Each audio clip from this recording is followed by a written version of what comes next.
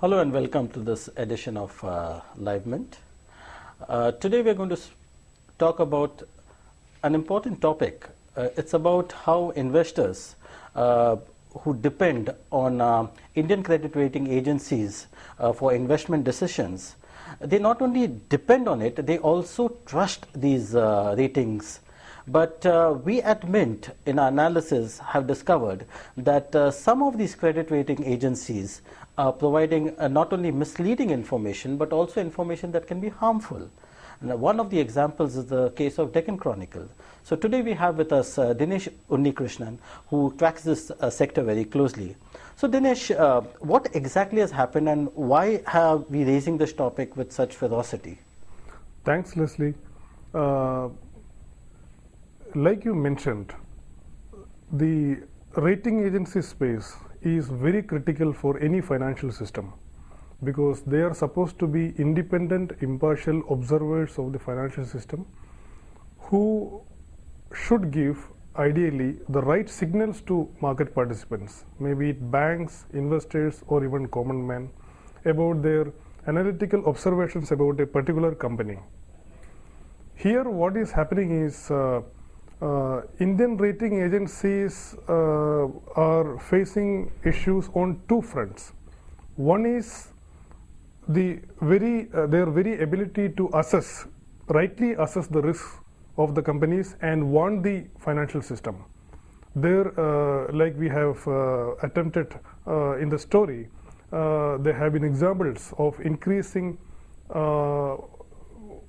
if I may say, misjudgments in assessing these companies. You mentioned about Deccan Chronicle.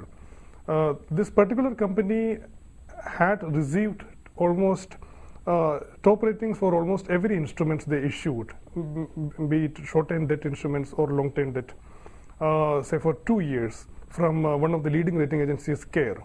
But after that, what we saw is a complete collapse in its financial balance. Now, Indian banks are sitting, on around 5,000 crore bad loans of this given to this company.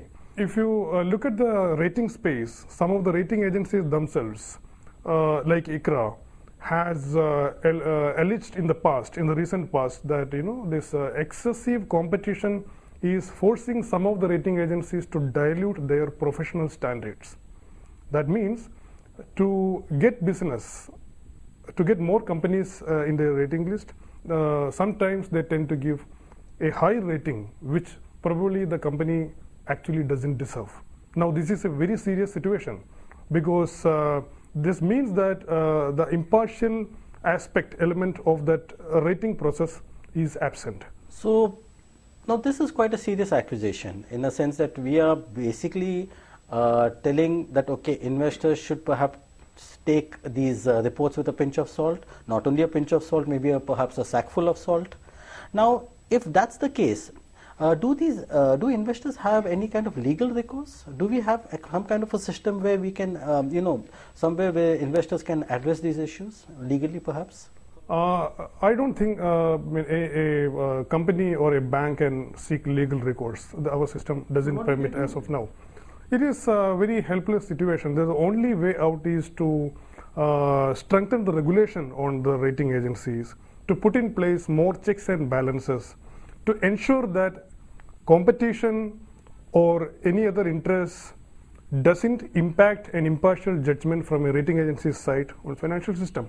That is the only way out to strengthen. If you look at SEBI is the regulator for rating agencies in some aspects, but people say it's very lighter way of regulating them. There needs to be more stringent norms to regulate the operations of rating agencies and check their functions. So I'm also sure that the rating agencies themselves are pretty cognizant of what's happening and that they realize that their predictions or their ratings basically can go awry and investors can lose, or the banks can lose a lot of, they could lose credibility and the banks will not take them seriously after some time. So exactly, very true, very true. In fact, in our story, we have several voices from rating agencies, the heads of our top 4 leading rating agencies, who themselves admit that they do not have a future if the credibility aspect is gone, because the very fundamental aspect of rating business is credibility. So we are in a very funny situation. On the one hand, banks can't lend if they don't get proper ratings, so they need that ratings to lend to companies. On the other hand, they're not sure whether the ratings being provided by the rating agencies are credible enough. So there's this whole deficit of trust on the one hand, there's the whole thing of lending money on the other hand, and we do not see any kind of solution in the immediate future. So we can just hope essentially that rating agencies will get their acts together and restore the trust in investors. Thank you very much for watching Livement, and you can watch Livement for further stories. Thank you.